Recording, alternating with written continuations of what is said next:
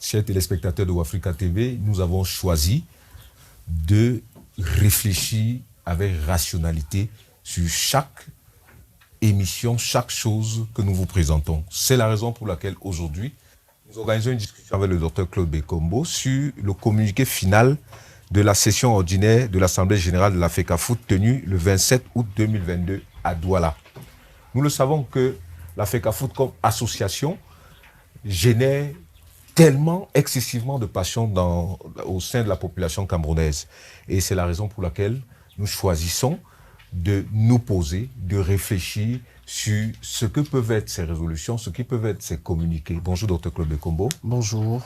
Vous avez vu un peu toute la présentation que je viens de faire sur l'opportunité d'une discussion que nous voulons bien faire avec vous. Nous voulons commencer en vous demandant qu'est-ce qu'un communiqué final d'une assemblée générale ordinaire. Merci beaucoup pour la question et je pense que le décryptage et les perspectives de des résolutions de cette assemblée générale, générale ordinaire de la FECAFOOT étaient nécessaires. Alors, votre première question me permet tout de suite de clarifier un certain nombre de choses concernant les documents qui sont rendus à la fin d'une session, d'une assemblée générale d'une organisation ou alors d'une organisation sportive ou une organisation internationale. Nous avons la première chose, c'est un rapport. On peut produire un rapport qui détaille le rendu minutieux d'un certain nombre d'échanges qu'il y a eu sur des points précis. Oui.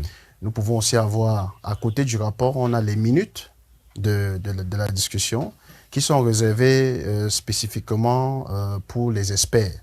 Pour les experts qui doivent mettre en œuvre un certain nombre de résolutions. Oui. Les rapports et les minutes sont réservés pour les experts, ils ne sont pas réservés pour l'information publique. Les documents qui sont réservés pour l'information publique, c'est les comptes rendus et les communiqués finaux. Compte rendu, communiqué final, communiqué conjoint. Le communiqué conjoint, c'est quand il y a une rencontre entre deux parties, une rencontre bilatérale. Oui.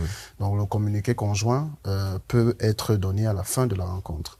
Maintenant, le compte rendu, en général, est fait par une partie qui organise la rencontre et qui veut, le compte rendu, comme le communiqué final, est fait par une partie qui organise la rencontre et qui veut donner des informations aux médias et à ceux qui sont concernés. Oui. Pour que cela partage un certain nombre d'informations globales. Les informations précises et détaillées ne sont pas contenues ni dans le communiqué final, encore moins dans le compte rendu. Alors, toutes ces formules, tous ces documents sont des documents qui n'ont aucune valeur juridique. Ni le rapport, encore moins le compte rendu, encore moins le communiqué final, encore moins le communiqué conjoint n'ont de valeur juridique. Ils n'ont d'effet que ce que je viens de dire, c'est-à-dire informer ou alors destiné aux experts. Le seul document qui a une valeur juridique au terme de ce type de travaux, c'est le procès verbal. Le procès verbal parce qu'il est contresigné par toutes les parties et il donne le droit à l'organe, à un organe précis de l'organisation ou de l'association de pouvoir acter, de pouvoir mettre en œuvre les résolutions. Donc le communiqué final démontre effectivement, le PV démontre que le quorum a été atteint. Donc dans le PV, il y a toutes les réquisitions que les statuts et les règlements de l'organisation réclament pour ce type d'organisation. Donc un communiqué final, disons-le clairement, ne peut pas n'a pas une valeur juridique et ne peut donc pas, à partir du communiqué final, décider d'un certain nombre de choses. Ce sont des éléments mis à la disposition des médias et de ceux qui, des ayants droit ou de ceux qui doivent avoir l'information sur les minutes, sur ce qui s'est passé pendant cette Assemblée générale. Permettez que je vous pose une deuxième question, toujours dans le même ordre. Vous savez que nous sommes soumis dans notre chaîne à la définition. Qu'est-ce qu'une Assemblée générale ordinaire? Alors, une Assemblée générale ordinaire est l'assemblée régulière qui permet de régler un certain nombre de questions que le statut de l'organisation donne à cette Assemblée générale. Il y a des questions de gestion financière, les questions de gestion administrative, le vote du budget, certaines décisions, soit du président ou alors du comité exécutif de certains organes particuliers, doivent être entérinées ou doivent être validées par l'Assemblée générale ordinaire. C'est l'instance qui permet le fonctionnement de l'organisation. qui valide le fonctionnement de l'organisation, puisque l'organisation, ce sont ses membres. Donc, c'est les membres qui donnent le quitus pour que l'organisation puisse fonctionner. Donc, que ce soit un engagement juridique, soit à faire une action juridique, c'est l'Assemblée générale ordinaire qui donne le quitus. Et que ce soit bien, tout ceci est adossé sur les statuts. Tout ceci est adossé. Ce sont l'Assemblée générale ordinaire, autant que l'Assemblée générale extraordinaire, ont des prérogatives, les deux assemblées, bien définies par les statuts. Les statuts définissent donc le domaine d'action d'une Assemblée générale ordinaire est défini par les statuts, autant que le domaine d'action d'une Assemblée générale extraordinaire. Mais l'Assemblée générale extraordinaire prend des décisions sur des points névralgiques, comme peut-être le changement de la philosophie de l'organisation, comme peut-être le changement des statuts. L'Assemblée générale ordinaire peut proposer un changement des statuts. Oui. Et c'est l'Assemblée générale extraordinaire. Dans ce cas, il faut un procès verbal à la fin. Il faudrait un procès verbal à la fin. Oui. Et c'est l'Assemblée générale extraordinaire qui va valider cela. Donc, voilà le rôle de ces deux organes. C'est des organes qui sont prévus par les statuts.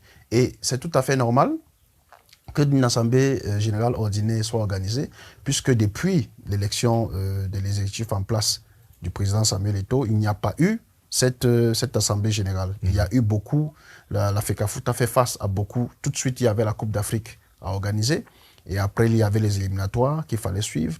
Et il y a eu effectivement une action juridictionnelle auprès du TAS, du tribunal arbitral du sport, que nous avons suivi l'actualité avec une analyse des sentences. Il fallait donc, c'était le bon moment effectivement pour organiser cette Assemblée générale ordinaire afin de permettre de valider un certain nombre de budgets, le budget 2021, de prévoir le budget 2022 de la FECAFOOT et de prendre un certain nombre de décisions que le comité exécutif et le président seuls ne peuvent pas prendre. Ils ont besoin de la validation de l'organe qui est l'Assemblée générale ordinaire, qui se décide à travers les règles du quorum et les règles de majorité. Après toutes ces clarifications, venons-en au fait. On se serait attendu, quand on a parlé du contrat avec le nouveau sponsor, on a entendu beaucoup de choses se dire à propos. On se serait attendu que lors d'une assemblée générale ordinaire comme celle qui a eu lieu, qui est dans le communiqué final une mention sur le sponsor. Qu'est-ce que vous pensez? Alors, la question du sponsor, je pense qu'elle a fait l'objet d'une communication du président de la FECAFOOT. Pendant sa prise de parole, il a effectivement confirmé qu'il y a un nouveau sponsor qui a été adopté au terme d'une procédure d'appel d'offres et que effectivement je crois que les discussions sont en cours pour le contrat éventuel. Donc, je pense que vu qu'il y a eu une clause d'exclusivité par rapport à ce contrat, nous l'avons entendu dans l'espace public, il me semble que l'attitude de prudence de la FECAFOOT pour divulguer ou pour en parler reste dans le cadre des dispositions contractuelles. Me semble-t-il, nous pouvons le subodorer, parce que nous ne sommes pas proches, nous ne travaillons pas à côté de la FECAFOOT, mais un regard distant et d'expert nous fait comprendre que, effectivement, si il n'y a pas une résolution spécifique pour confirmer que le sponsor a été que la FECAFOOT est effectivement un nouveau sponsor, il y a au moins une communication du président de la FECAFOOT pendant sa prise de parole qui confirme effectivement qu'il y a un nouveau sponsor qui est One All Sport et qu'effectivement ça ouvre de nouvelles perspectives pour le football camerounais. Nous continuons à penser qu'il faut respecter le fait que la FECAFOOT veut respecter ses clauses contractuelles avec One All Sport et attendre le moment idoine où effectivement elle sera prête à communiquer sur ces questions du nouvel équipementier. Une autre question qui génère beaucoup de passion, c'est on a parlé dans le communiqué final d'une réévaluation du mandat du président de la FECAFOOT.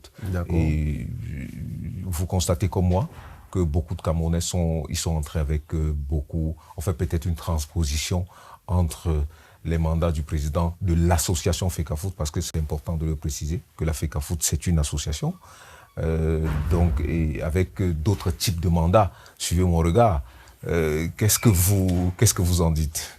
Je suis votre regard, mon cher Jacques. Je pense que c'est la résolution 11, si mes souvenirs sont bons, de ce communiqué final de l'Assemblée générale ordinaire signé par le secrétaire général par intérim Blaise Journan de la FECAFOOT, la résolution 11, qui parle du fait que le mandat du président de la FECAFOOT a été évalué à la hausse, je pense, que c'est cela, qui a été augmenté. Alors, oui, je vois déjà de quoi vous parlez, puisque dans l'espace public, il y a des similitudes qui sont tirées pour le mandat, pour le septennat au niveau politique du président de la République. Au Cameroun comme ailleurs, d'ailleurs. Il faut dire les choses telles qu'elles sont. Donc, nous allons rester dans la logique de l'analyse scientifique que nous avons toujours eue dans cette chaîne. Et nous pensons humblement que les résolutions, nous l'avons dit dès le départ, des résolutions d'une Assemblée générale contenues dans un communiqué final n'ont aucune valeur juridique. Ce sont des résolutions pour annoncer un certain nombre de décisions qui ont été prises. Pour avoir le détail des décisions, le détail précis des décisions, il faut avoir le procès verbal de cette Assemblée générale que vous et moi n'avons pas. Mais au vu des résolutions et de la résolution 11, me semble-t-il, il est question que le mandat du président de la FECAFOOT soit augmenté. Alors, il y a quand même une résolution dans le communiqué final qui parle du quitus que l'Assemblée générale a donné pour l'amendement des statuts. Ça veut dire que les statuts ont été amendés pendant cette AG ordinaire et qu'il y a eu des propositions d'amendement des statuts et que les propositions d'amendement des statuts ont visé effectivement le mandat du président de la FECAFOOT qui a été revu à la hausse. La disposition des statuts actuels dit effectivement que c'est un mandat de 4 ans renouvelable une fois. On peut donc subodorer qu'il y a une nouvelle proposition qui augmente la possibilité de ce mandat. Soit ça sera renouvelable 2 fois, 3 fois, ou alors c'est un mandat de 4 ans renouvelable. Donc c'est ce qu'on peut subodorer. Il me semble difficile de penser qu'on va changer la durée du mandat. Il me semble difficile puisque techniquement c'est impossible parce que les mandats à la tête des fédérations sont calqués sur les Olympiades. Une Olympiade dure 4 ans. Donc c'est assez compliqué d'imaginer un mandat au-delà de 4 ans. C'est rien que pour cette raison technique, les discussions qui font une corrélation entre le mandat de la FECAFOOT et le mandat politique au Cameroun sont des discussions qui ne tiennent pas au niveau technique. Donc la FECAFOOT ne peut pas, au vu du fait que le mandat dans les fédérations sportives et le CIO, à travers une directive, l'a recommandé aux fédérations sportives internationales, et les fédérations sportives internationales ont des statuts types, des statuts standards que les fédérations nationales reprennent. Ça, c'est du point de vue technique. Toutes les fédérations sont obligées de s'aligner à l'Olympiade. À partir de ce moment et sur ce point de vue technique, la FECAFOOT ne peut que changer le fait que le mandat est renouvelable 2 fois pour être renouvelable 3 fois, ou 4 fois, ou alors être simplement renouvelable. Voilà ce qu'on peut analyser comme perspective de changement, d'augmentation au niveau technique. Les autres débats ne sont pas des débats qui peuvent être recevables, ce sont des débats qui sont faits dans les médias, mais au niveau technique, au niveau de l'analyse de ces questions, pour nous autres qui travaillons dessus modestement depuis des années, voilà ce qu'il faut savoir sur les règles en matière de mandat au niveau des fédérations sportives internationales, au niveau des fédérations sportives nationales, qui obéissent à une directive du CIO pour faire en sorte que les mandats des exécutifs soient adossés à l'Olympiade.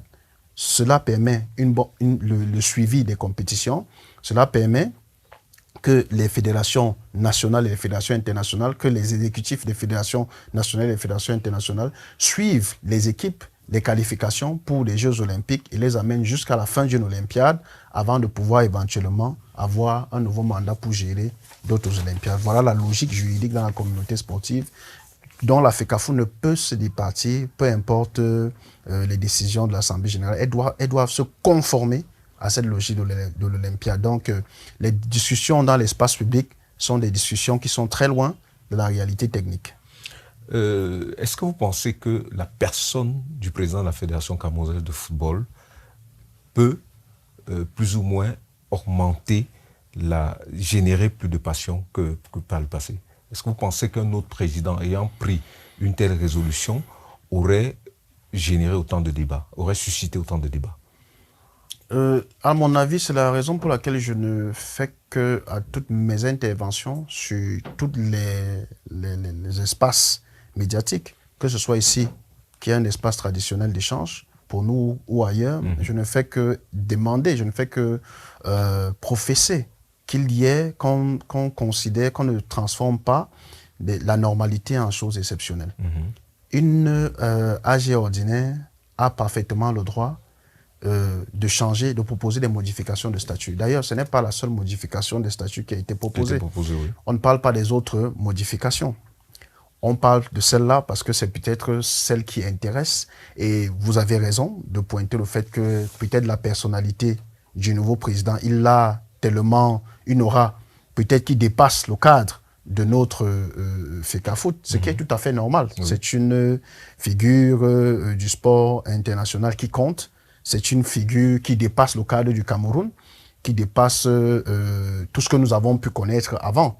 Donc, il y a aussi que l'espace public camerounais devrait apprendre à vivre avec ce type de personnes. Ce type de personnes, il faut normaliser sa présence. Je pense que ça prendra du temps pour qu'on normalise sa présence. C'est que je ne pense pas que c'est la première fois qu'en session ordinaire, l'Assemblée générale de la FECAFOOT a modifié ses statuts et a modifié ses dispositions.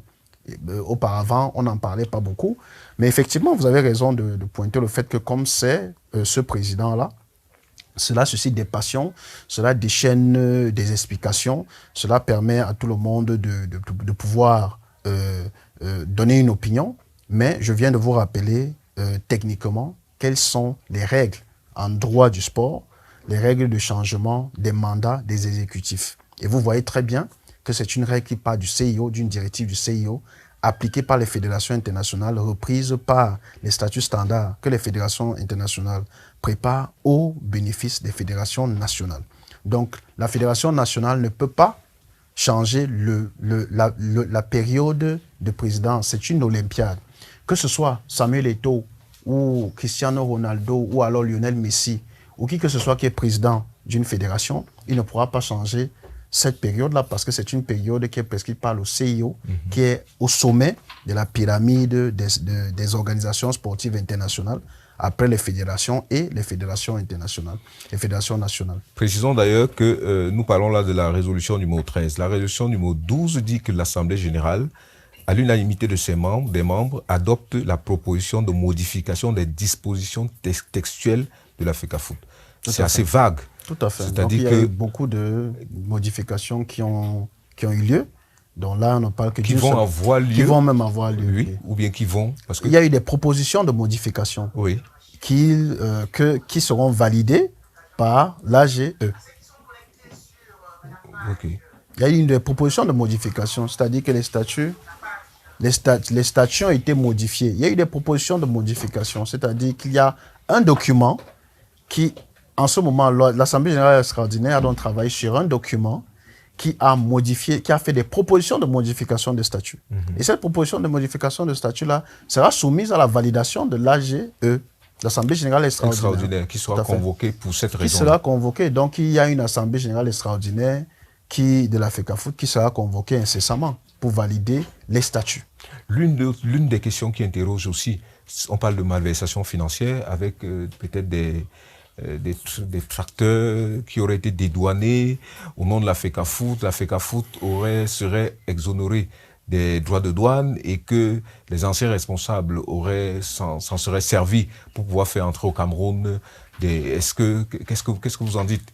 Première question, est-ce que la FECAFOOT est exonérée des droits de douane? En tant qu'association, oui. Okay. En tant qu'association, oui. C'est une règle normale pour toutes les associations, puisque les associations sont créées à but non lucratif, vous le savez très bien, et qu'il y a effectivement un certain nombre d'avantages fiscaux quand les associations font un certain nombre d'activités sociales, peuvent donc être exonérées des droits de douane. Oui. Maintenant, c'est une prérogative normale de l'Assemblée générale ordinaire. Je vous ai dit dès le départ que dans les prérogatives d'une assemblée générale ordinaire. C'est l'assemblée générale ordinaire qui permet à l'organisation de pouvoir fonctionner, de valider un certain nombre de décisions et de donner quitus pour prendre un certain nombre de décisions au président et au comité exécutif. Donc, s'il y a le budget, la gestion financière fait partie du rôle de l'Assemblée générale ordinaire. Donc, s'il y a effectivement des rapports d'une commission financière ou alors il y a eu un audit qui a été fait, parce qu'il me semble, si mes souvenirs sont bons, que le nouvel exécutif avait, dès la prise de fonction, commandé à auditer les comptes. Par un cabinet. Par un cabinet, oui. Très bien. Donc, s'il y a les comptes qui ont été audités et qu'il y a effectivement le résultat de cet audit-là, il est tout à fait normal que le résultat de cet audit soit soumis à l'appréciation de l'Assemblée générale ordinaire qui seule peut donner quitus au président de l'association, qui représente l'association, d'intenter des actions judiciaires. Je pense qu'il y a certaines résolutions précises qui demandent au président de pouvoir intenter des actions précises contre certains anciens responsables de l'association, ou alors laisse la latitude au président de pouvoir d'apprécier si l'action judiciaire sera bénéfique pour l'association. Donc, c'est un fonctionnement normal. C'est un fonctionnement normal, donc c'est un fonctionnement du droit associatif. Ce n'est pas un fonctionnement spécifique à la FECAFOOT. Dans toutes nos associations, il y a des assemblées générales ordinaires qui règlent les questions financières.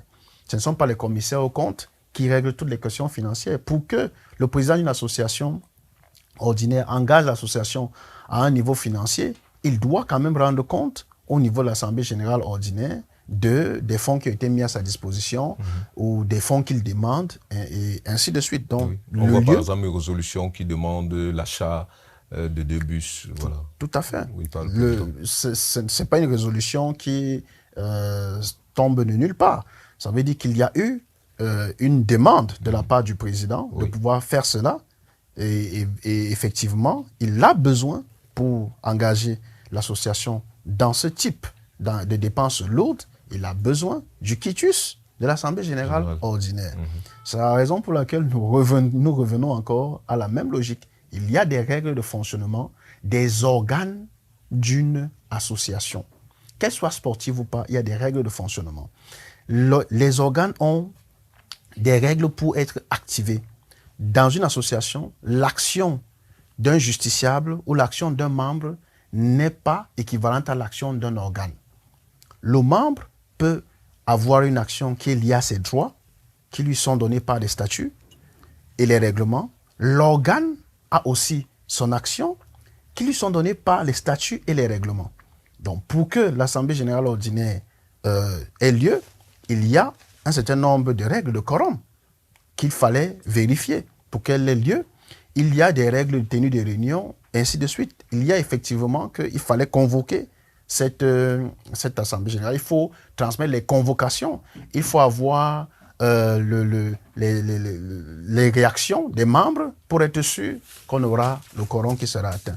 Donc, c'est la raison pour laquelle il y a des résolutions qui vous permettent de comprendre que le président de l'organisation a besoin de la validation ou a besoin du quitus pour exécuter un certain nombre de choses. C'est donc une AG qui permet, l'AG ordinaire, qui permet à l'exécutif de pouvoir mettre en œuvre un certain nombre de décisions, un certain nombre de choses qui sont prévues dans l'organisation. Nous n'allons pas finir cette émission sans parler de la dissolution de la Ligue professionnelle de football.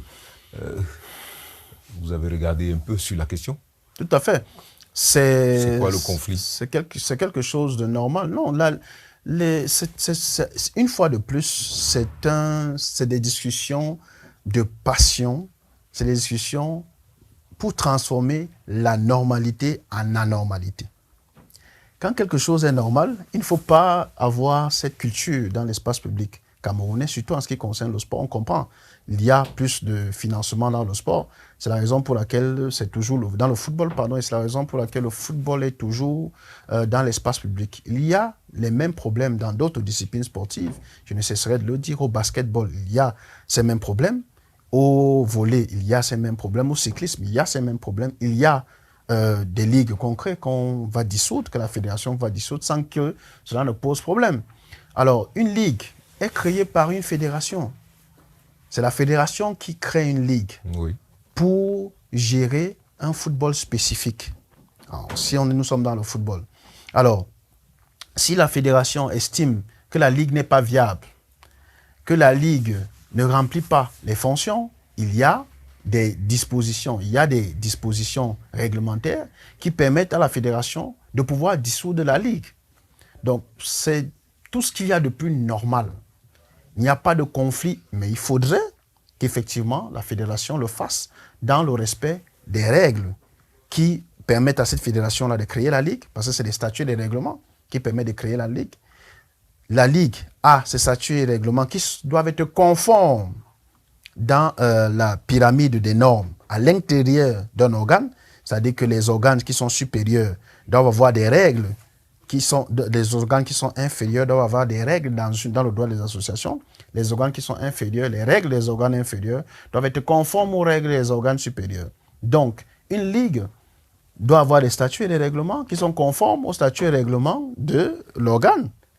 Donc, cela signifie qu'effectivement, les statuts et les règlements de la Ligue doivent prévoir les règles de dissolution de la Ligue ou les règles de dissolution de toute organisation, même une commission. Une fédération crée des commissions et le règlement intérieur d'une commission doit être conforme aux statuts de la fédération.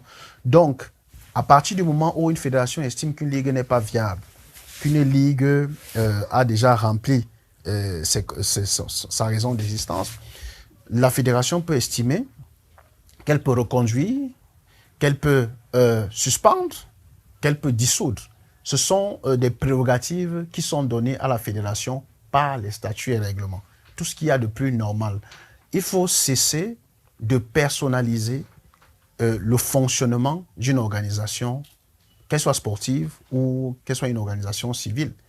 Le fonctionnement d'une organisation a les règles qui sont régies par le droit des organisations. Tant que les responsables de l'organisation restent dans le cadre des lois et règlements prévus, il n'y a pas de problème qui doit se poser. La Ligue est l'émanation, toutes les ligues, elle n'est pas la seule d'ailleurs, la Ligue de football professionnel. Il y a le football professionnel et c'est tout à fait normal au vu de ce qui est mis en place, au vu de la politique que le nouvel exécutif veut mettre en place. C'est tout à fait normal soit de repenser la Ligue, c'était normal soit de la repenser, soit alors de la dissoudre pour mettre en place une ligue qui permet effectivement d'atteindre le professionnalisme que cet exécutif Une dernière question avec votre permission. Tout à l'heure, quand vous avez dit que la FECAFOOT, c'est une association à but non lucratif, j'ai failli sourire un peu. Que veut dire juridiquement à but non lucratif?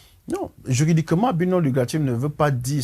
Ça veut dire que ce n'est pas une association qui est faite pour faire du profit. Donc, puisque les actes et les effets commerciaux, ou une société, l'association peut être mise en opposition à une société. Mais à but non lucratif veut dire que l'objectif de l'association, ce n'est pas de faire du profit. C'est faire dans le social. Mais ça ne veut pas dire que l'association n'a pas besoin, ne peut pas générer des ressources. On peut avoir des dons, on peut avoir des legs, on peut avoir des produits de l'activité associative qui permettent d'avoir du profit. Nécessairement, ce profit, s'il y en a, sera nécessairement soumis à des taxes. Donc, à but non lucratif ne veut pas dire que cette association doit fonctionner dans le dénuement total. Non, l'association a droit, comme toute organisation juridique, à recevoir des dons, des legs, peuvent bien recevoir des dons, des legs. Ils peuvent avoir de leur activité sociale un produit financier. À partir de ce moment-là, ils reviennent donc à l'État de taxer ce produit financier issu de cette activité associative. Mais l'association n'a pas pour objectif fondamental de rechercher du profit. C'est pour ça qu'on dit que l'association a à but non lucratif. À but non lucratif ne veut pas abusivement dire que dans l'association, l'objectif c'est de ne pas produire de l'argent. Non, l'activité sociale d'une association peut permettre effectivement que l'association produise des devises. Mais l'objectif de l'association, quand elle est créée, n'est pas de produire des devises. La Fédération camerounaise de football n'a pas été créée dans l'objectif de produire des devises. Maintenant, l'activité du football produit des devises. Et à partir de ce moment-là, on peut donc voir que l'État peut intervenir pour taxer, pour alors imposer le produit de cette activité associative-là. Il ne faut pas avoir une vision restrictive du abus non lucratif. Merci infiniment, Dr. Claude. Je vous en prie. À très bientôt sur Africa TV.